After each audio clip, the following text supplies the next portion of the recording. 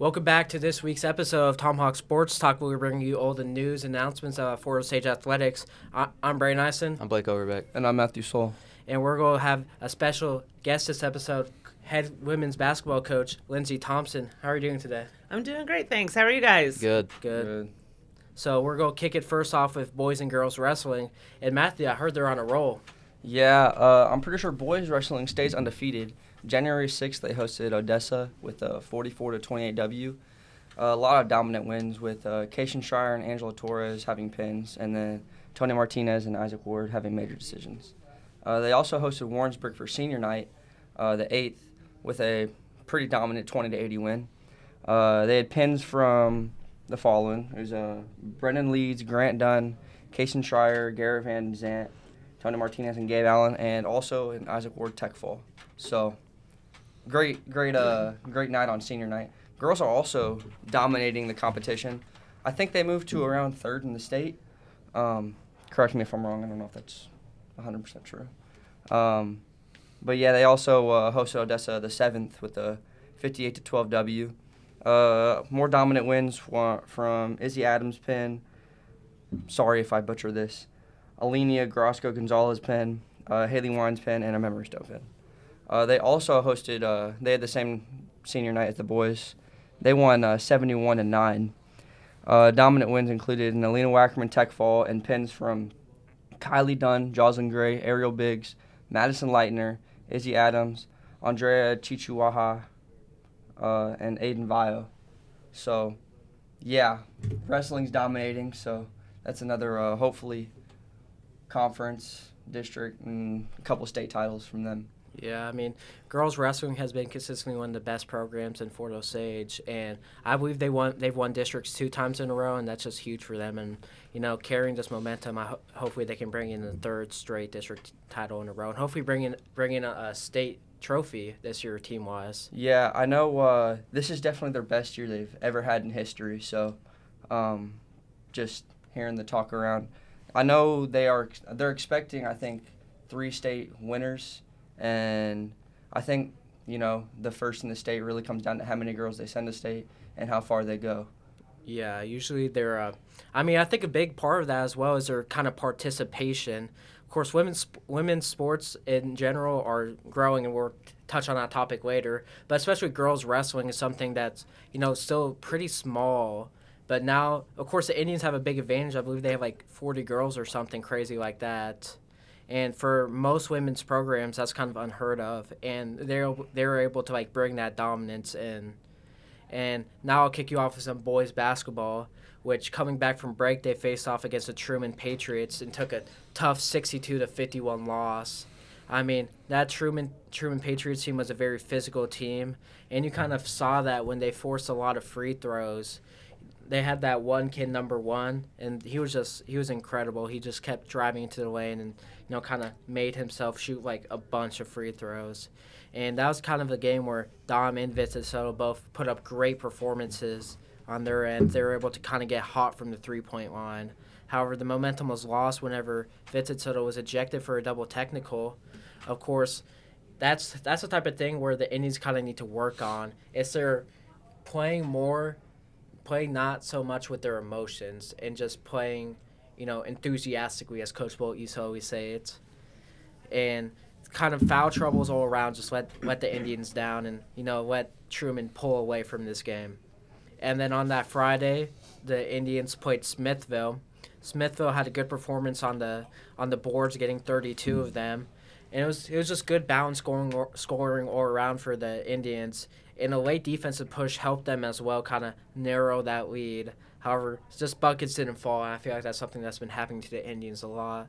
And then on Tuesday, the Indians faced the Park Hill Trojans, in a very tough game where they were tied at half, but however ended with a 65-58 loss. I mean, it was just a tough loss for them. It was another game where their emotions kind of took handle of them. It was Park Hill got a double technical, and that kind of fired up their side. And, Indians had a lot of opportunities that game and weren't able to take full advantage of it, so just unfortunate loss for them. As now I'll kick it over to girls basketball with Blake Overbeck.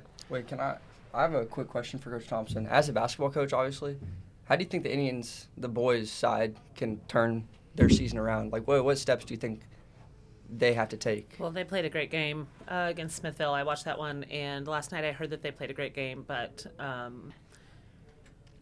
our emotional capacity probably is not where it needs to be, and that's not, I think, just boys basketball, but perhaps something about high school kids as a whole right now, like unable to kind of work through adversity while, like you said, maintaining enthusiasm, but not letting it take over into or spiral into negative behavior that's going to impact the team.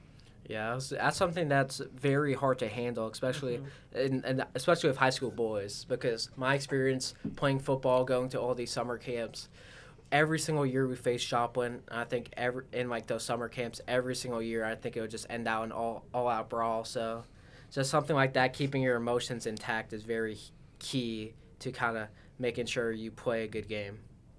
Yeah, so now we'll talk about some girls basketball, where they had a tough loss against Truman, 42-35. But on a high note, Ashton Hens had her career high 13 points. How big is that for the junior to start coming on as of late? It's a really big deal because I think she has been, and our other forwards, post players, have been a little bit frustrated with their lack of productivity. We're a pretty guard-heavy team and have been for the last 3 or 4 years, so it is a switch in mentality for everybody to rely on more heavily our post presence, and for her to be able to pull in those numbers is really great because that trustworthiness between guards and forwards goes both ways. Like the guards need to be able to trust the forwards to do something with it, do something productive and efficient, and the forwards need to be able to trust the guards that they're actually going to look in. And so it's a two-way street relationship that is only created when good things start to happen. And then the Indians took a conference win over Belton, 43-34. McKenna Simons had 21 points and 7 steals. Ashton Hens, 9 points and 13 rebounds. And Tegan Shockley also hauled in 5 rebounds. And then today, as this airs, tomorrow as we record this, you guys travel to 8-2 Grain Valley. What are you guys looking forward to facing Grain Valley for the first time this year? Grain Valley's good. They are really good. They have just a ton of weapons that are going to be difficult for us to defend. And if we can't guard for 32 minutes, we're going to struggle. But whenever we play Valley, it is a really great game. Last year we had them within 3 points with, 32 seconds left or something like that, and didn't play well enough to win. So I know that we're going to go out and battle really hard, and I know that Grain Valley is going to battle really hard, so it'll be a great game. Yeah. So now we're going to start talking to you about women's representation in sports. So as a woman in sports, what challenges have you personally faced? It's interesting that you say that because we, my coaching staff right now, Coach Crowder coaches C-Team, and Coach Lewis and Coach Castillo are JV and varsity assistant. And I've always had male assistants. And when I was younger, because I became a head coach at 27, I think, whenever we would walk into a gym, my assistant at that time, like the AD or whoever meets you at the door, would always immediately walk straight to him and shake his hand and say, "Hi, Coach, how are you? Welcome to school." And we would just walk on by, and then, there's this sort of realization at the end of like, oh, okay. Like this young woman is actually in charge. And officials do the same thing sometimes. Like there's always 2 men around and me, and every once, now I'm old and the officials all, for the most part, know me. But every once in a while we'll get an official that doesn't know me that will like approach one of the men and shake their hand and say, "Hey, Coach, how are you? Do you guys need anything?" Whatever. And it's interesting to talk to my 2 assistants because they didn't realize these things before they became part of this. And we talk about it as a program a lot because I want the girls to see and to recognize when those type of things happen. Yeah, and then building off that, how important is it for young athletes, especially young female athletes, to see women in coaching and leadership roles? Yeah, so we went to, on the 22nd of December, we played in the Lawson Hoops for Hope, there we go, which raised money for breast cancer awareness. But the cool thing about that is that in order to play in that, I think there were 5 different games that day, so 10 teams, and the only teams invited were female head coach teams. But when you look at the Suburban Conference, there are 28 schools in the Suburban Conference, and only of those 28 female basketball teams, only 5 out of the 28 are coached by females, which is pretty astounding. Last year there were 8. And I don't know if women are applying and not getting the jobs, or if there are not enough females applying. I don't know the answer. But 5 out of 28 it's just not very good numbers. It's not great representation. So, we talk a lot about building our capacity as female leaders and athletes. And I love that, we have a really amazing women's wrestling team right now. Super impressive and important. And there is sort of, I wouldn't say necessarily an epidemic, but across the state and definitely in the Kansas City area, there has been a decrease in female athletes, especially in basketball, quite a bit. Even schools like Lee Summit or Lee Summit North, they don't have a C team. Like, why are we not getting enough female athletes out? And why has that number really decreased? I think is something that we really need to examine inside our schools. Well, especially since like those Lee Summit schools, they have a huge attendance. So it's like, where are those female athletes going? Exactly. They're double our size, and kids aren't coming out. What are they doing? Yep. I think that there's some comp sports.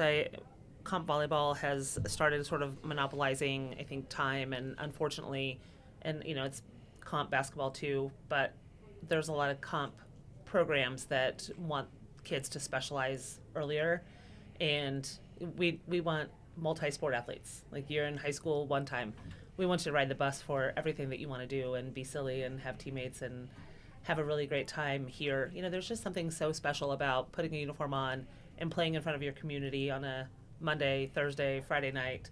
You don't get that when you're playing comp sports. So I think it's important to continue building multi-sport athletes. And then kind of building off that, how can schools and communities better support women's sports? It's a great question.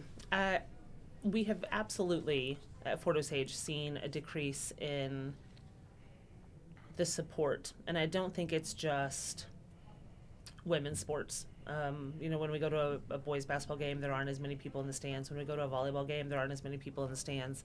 And I think it's a little bit frustrating for my women's basketball team to show up every Friday night and support the football squad with a ton of people in the stands, and then for that love not to be reciprocated, I think is harmful.